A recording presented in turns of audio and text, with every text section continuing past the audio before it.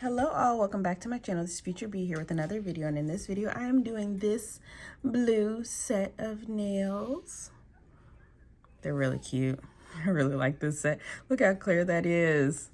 Oh my goodness. If you want to see how I accomplish this set, stay tuned for more.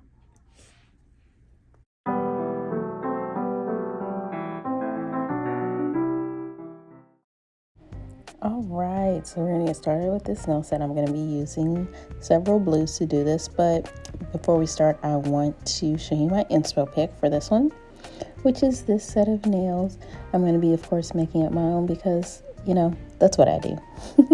Anyways, so the blues that I'm using are from Modelones, and the glitter that I'm using is from Nail Supply Glamour. I took a bead of the light blue and I added some of the dark blue onto it. I put it on the nail and I swirled. That's pretty much going to be the process for all of the nails, but the dead space is going to be different for each nail. As you can tell, I used two kind of large beads for this one, and then I'm just filling in around it with the smaller beads just to make sure that I completely fill out the nail and none of my natural nail is showing. For the next few fingers, I'm going to put down a bead of one color and then pick up a bead of the other color and then swirl them together rather than picking up both beads with my brush in one setting. So the funny thing about this set is that I've had the screenshot of it saved in my phone for like at least 6 months or so. Like, I love this set. And it's very simple because it's a whole bunch of marbling. I don't think I've done marbling in a while, but marbling is way easy and it looks very artistic, even though whenever you're doing it, like, you're not paying that much attention to how you are marbling it. You're just mixing the colors together. You don't have to overthink it. Just mix the colors together, but don't overmix them so that they completely blend in. With them being two blues, if I had overmixed them, it would have just become like a medium blue instead of like a dark blue and a light blue. So don't overmix. Just put down the beads, pretty wet beads as you can see there, and swirl, swirl, swirl, swirl, swirl, swirl. Make sure you're covering the entire nail. And then you're done. Like, how simple, how easy is that? Also, on the nails that do have a dead space, I was not that precise in making sure that I had straight lines, because I know that I'm going to be adding foil to the edges, and foil is going to make it look not like perfect anyways, so I wasn't going to spend my time perfecting it and then going over with foil and then have the foil not be a perfect line at the bottom, if that makes sense.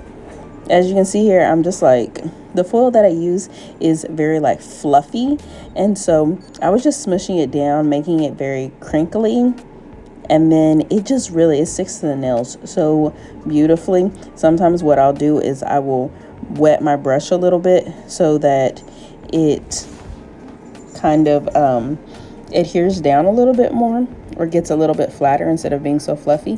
But what I've learned over time is to not work with this foil while I have a fan blowing, because the fan will blow the foil like everywhere. Like, yeah, because it's just like that fluffy and lightweight. I really do love this foil. I got it from Amazon. It is linked down below. It came in a package with this gold color, a silver, and then a copper. And the jar is huge. Like, I've had the jars for like a couple of years because, yeah, it's really big.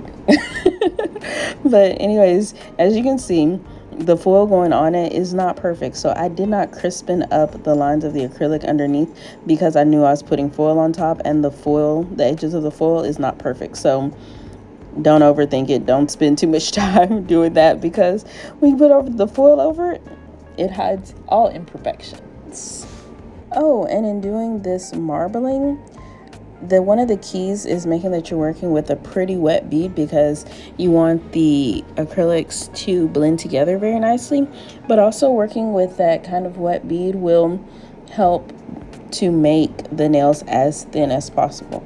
You don't want to work with two beads that are kind of dry, they don't marble in that well, and then they're like extra raised from the nail, because you are going to have to add clear on top of these. This is not a nail set that you can get away with just using your color and not putting clear on top.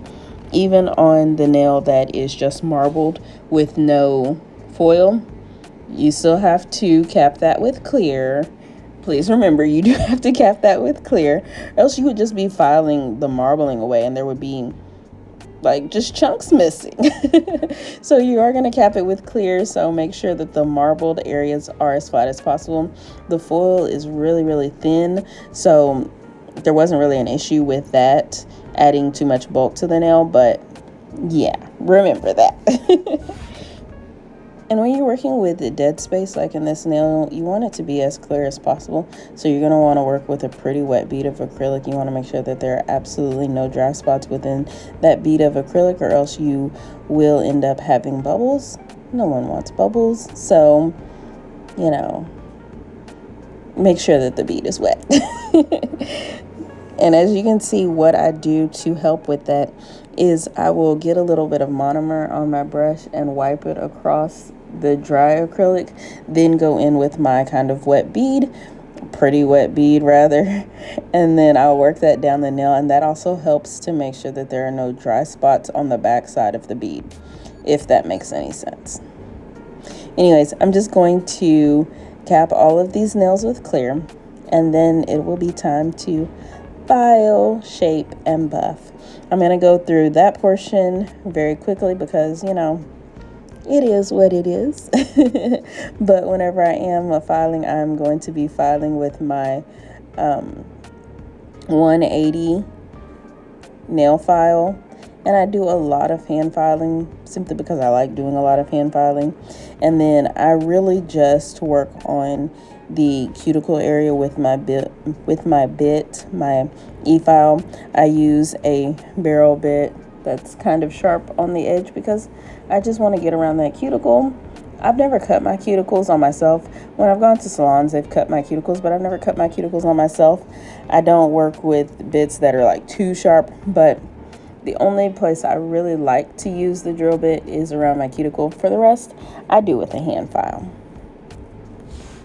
And the buffing block that I'm going to be using for this nail set is, I think, a 200 or 240 grit.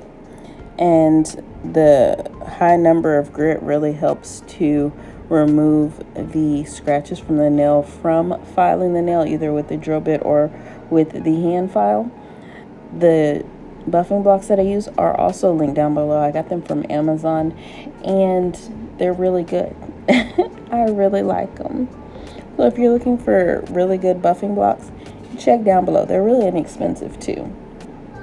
Yeah.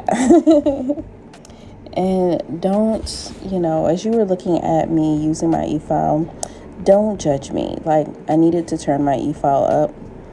I was working with it like way too low. But it happens. You live, you learn. And one of the ways that I learned I need to turn my e-file up, obviously, can be from skipping. But in general, if it's not getting up enough acrylic or it's not working hard enough, then turn that mug up. Okay? So after you've done the filing and buffing, you can go and wash your hands, but I just go in with some swipe and a lint-free wipe, and I wipe up all of the dust from off of my nails so that I can go in for the next portion. For these nails, I am using matte top coat as well as shiny top coat. I want the shiny top coat on the areas with the foil as well as the negative space, and I want the matte top coat to be for the marbling, just like in the picture. So this is the final look of this set. What do you think? Let me know. And I will see you in my Thursday upload. Thank you so much for watching. Bye-bye.